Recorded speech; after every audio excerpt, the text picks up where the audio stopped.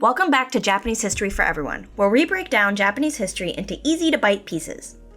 Over the next few months, we will begin exploring several new topics, and today's video is the first of such topics, a return to the story of Himiko, the ancient Yayoi Era leader of Japan. Or at least part of Japan. It's still a bit unclear.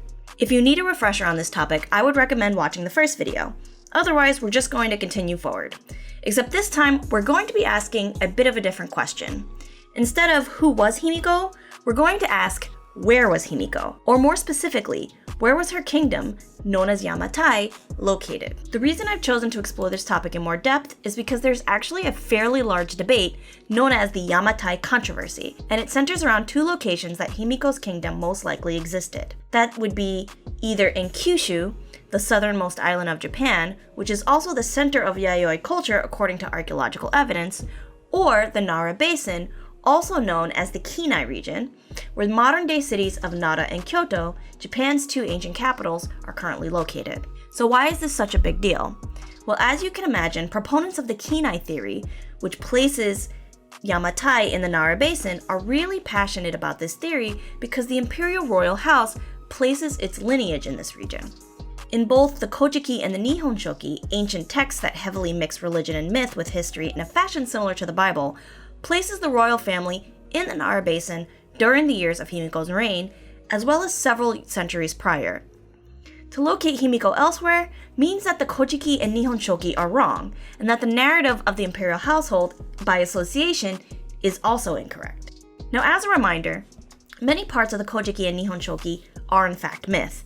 Other parts are based in historical events that may have been exaggerated, other events did occur but not at the same time they're said to have occurred, and everything written closer to the time of the actual writing of the two texts are more or less historically accurate.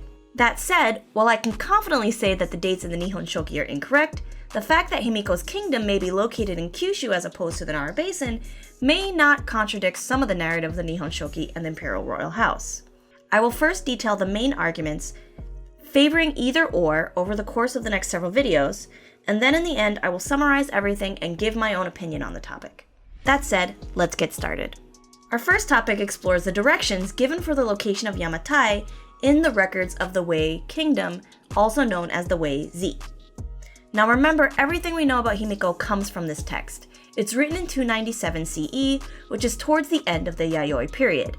At this time, Japan is referred to as Wa, a kingdom of well-meaning but short dwarf-like people that live in a mountainous island somewhere past the Korean kingdoms. Himiko is described as a shamaness that rules over the confederation of chiefdoms, in which Yamatai is apparently the largest. After envoys arrive from Wa to China in order to pay tribute, the Chinese send their own envoy back and scope out Himiko's kingdom for themselves to learn about her and the people she rules. The problem is, the directions given by the writers of the Wei Zi don't make any sense. Taken literally, they put you somewhere in the middle of the ocean. So why are these directions so confusing? It's because they're written using a combination of days and measurements called li, both of which are undefinable.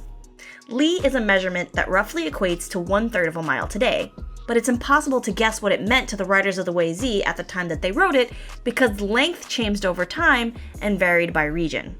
Similarly, days can vary by speed, method of travel, how many breaks one takes, etc. There are also some points where it's not even clear if they're still on land or have switched to sea travel or vice versa. On top of this, the directions are also wrong. They're completely off, and we can't tell if they actually mean the directions that they mean or if they were going in a different direction. Thanks to the hard work of researchers, however, some of this journey has been identified. So why don't we take some time to explore them ourselves? Okay, so step 1. The starting point of these directions are in Daifang. The Daifang command post, which is set up in pretty much the border of China and Korea, and it's used for China's international relations of sorts. Or at least, it's the location in which China interacts with all of its surrounding tributary states. Step 2.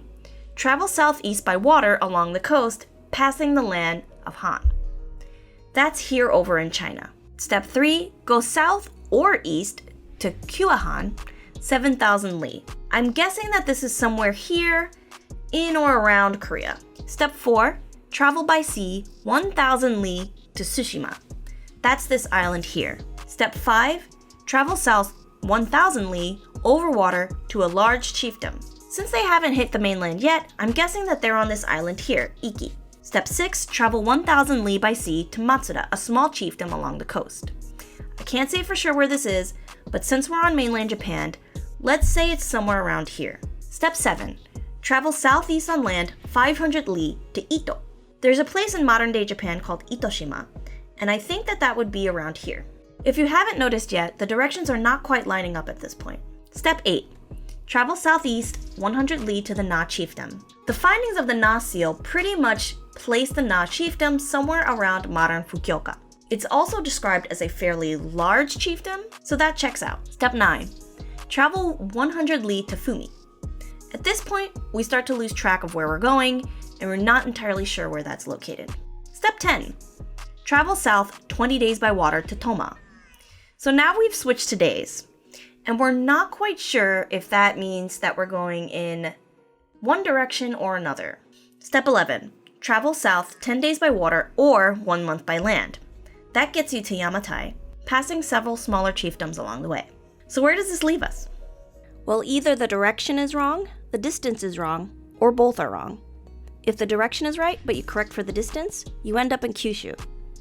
And if the distance is right, but you correct for the direction, you end up in the Nara Basin in Kinai. And if both are wrong, you can just throw everything out the window. In the end, the point goes to neither side. Both sides could be wrong, but either side could be right. In our next video on Himiko, we will look into another one of the arguments regarding the location of Yamatai. So stay tuned and don't forget to subscribe.